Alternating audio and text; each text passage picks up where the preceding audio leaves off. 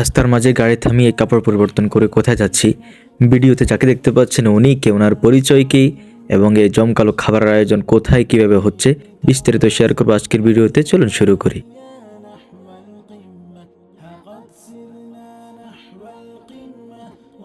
আসসালামু আলাইকুম ওয়া রাহমাতুল্লাহি ওয়া বারাকাতুহু। কি অবস্থা সবার, কেমন আছেন? ওয়েলকাম করছি শেখতা ব্লগসের নতুন একটা ভিডিওতে। আজকে আমি আর শাহাদাত ফয়জি ভাই চলে যাচ্ছি মক্কা থেকে জেদ্দার উদ্দেশ্যে। ওখানে আমরা এক প্রিয় ভাইয়ের সাথে দেখা করে আবার মক্কাতেই ফিরে আসব। তো আশা করি ব্লগটা শেষ পর্যন্ত দেখবেন। ভিডিও ভালো লাগলে অবশ্যই লাইক, কমেন্টস এবং শেয়ার করে দিবেন। ভিডিও শেষ পর্যন্ত দেখলে অবশ্যই জানতে পারবেন আমরা ওখানে কেন যাচ্ছি, কি করতেছি এবং ওনার সাথে আমাদের সময়টা কীভাবে কাটলো। এটা হলো ঐতিহাসিক মক্কা গেট। মক্কা থেকে বের হতে যে কারো এই গেটটা নজর কাড়বে। এই সফরটা আমার জন্য সম্পূর্ণ আরামদায়ক ছিল, কারণ আমাদের পার্সোনাল গাড়ি ছিল, আমাদের শাহাদাত ফয়জিবার গাড়ি ছিল। তো আমরা প্রায় 40 মিনিট ড্রাইভ করার পরে আমরা আমাদের গন্তব্যের একদম কাছাকাছি চলে আসি। এখানে এসে আমরা রাস্তার মাঝখানে গাড়ি দাঁড় করিয়ে আমাদের কাপড় চেঞ্জ করতেছি। আমরা যে পোশাকগুলো পরেছিলাম ওইগুলো আমাদের সফরের পোশাক ছিল। তো আমরা কাপড় চেঞ্জ করে চলে আসলাম আজহার ভাইয়ের মসজিদে। আর উনি হলো সেই আজহার ভাই, আপনারা অনেকেই চিনেন, অনলাইনে খুবই পরিচিত এবং খুবই ভালো মনের মানুষ। সত্যি বলতে ওনার সাথে যখন প্রথম দেখা হয়, প্রথম সাক্ষাৎ হয়, আমার কখনো মনে হয়নি আমরা এই প্রথম সাক্ষাৎ করতেছি। ওনার সাথে আমার অনলাইন থেকে পরিচয়। অনলাইনে আমাদের মাঝে মাঝে কমেন্টস হতো অথবা মাঝে মাঝে কলে কথা হতো। তো ওখান থেকে আসর নামাজ পড়ে আমরা চলে যাচ্ছি এখন বাঙালি হোটেলে। আমরা মক্কা থেকে খাবার খেয়ে আসি, কিন্তু আজহার ভাইয়ের পিড়িতে আমরা আবার হোটেলে যেতেই হলো।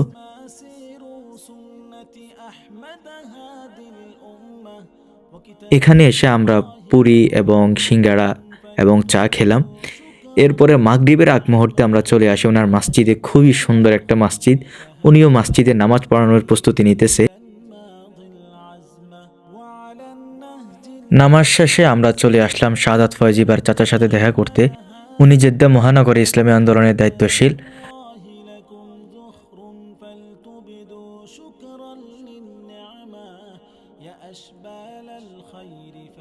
ওনার কামরা কিছুক্ষণ আলাপচারিতার পরে উনি আমাদেরকে অ্যারাবিক স্টাইলে মেহমানদারি করালেন।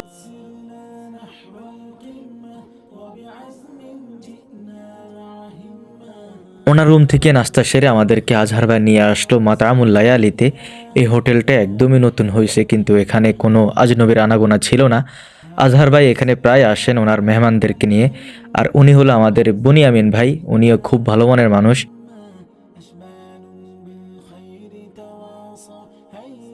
হোটেলের পরিবেশ, হোটেলের ডেকোর সবকিছু টপ নচ ছিল।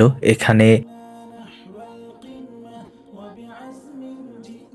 আমরা ফ্রেশ হয়ে চলে যাচ্ছি খাবার খেতে। আসলে আমাদের খাবারের কোনো চাহিদাই ছিল না।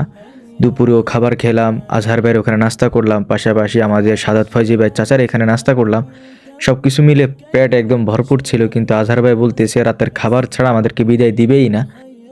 আমাদের প্ল্যানিং ছিল আমরা আজহার ভাইকে নিয়ে মক্কায় যাব, ওখানে আহমদ মাক্কি ভাইয়ের সাথে দেখা করব, কিন্তু দুর্ভাগ্যবশত ওনারা যাওয়া হয় নাই। কিছুক্ষণের মধ্যে আমাদের খাবার চলে আসে। আজহার ভাইয়ের মেহমানদের নিয়ে আগে অনেক প্রশংসা শুনছি, এখানে আসার পরে বাস্তবে অনুধাবন করলাম উনি অনেক অতিথিপরায়ণ।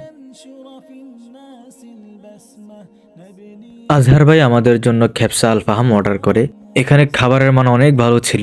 আমি প্রথমে মনে করছি নর্মাল যে খেপসাগুলো হয় ওই রকমই হবে, কিন্তু আজহার ভাই বলল ভাই একবার খেয়ে দেখেন, তারপরেই বুঝবেন এখানে আসল মজা।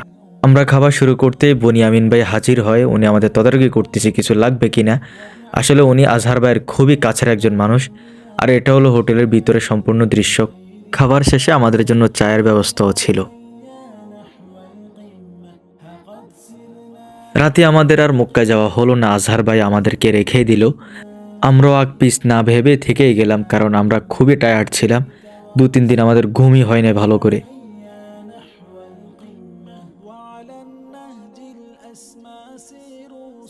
গাড়িতে আজহার ভাইয়ের সাথে অনেক মজা করলাম, ওনার সাথে অনেক গান রেকর্ড করলাম। এগুলো ইনশাল্লাহ পেজে আপলোড হবে। সবাই আমাদের হারামাইনের পেজে চোখ রাখবেন। আমরা চলে আসলাম এখন একটা কেরালা হোটেলে।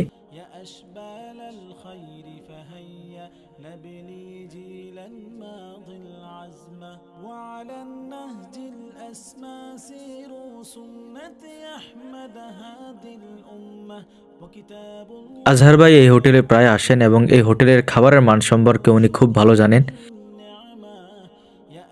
ফাইনালি আমাদের খাবার চলে আসলো, আমরা খাবার দাবার খেলাম।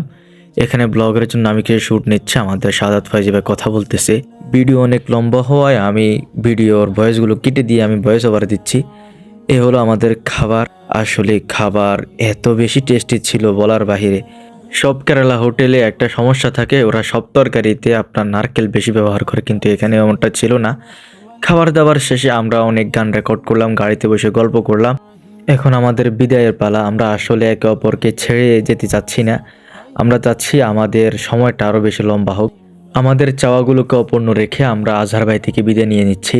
তো আজকের ভিডিও এ পর্যন্তই। সবাই ভালো থাকবেন, সুস্থ থাকবেন। আল্লাহ হাফেজ। ভিডিও ভালো লাগলে অবশ্যই লাইক, কমেন্টস এবং শেয়ার করে দিবেন।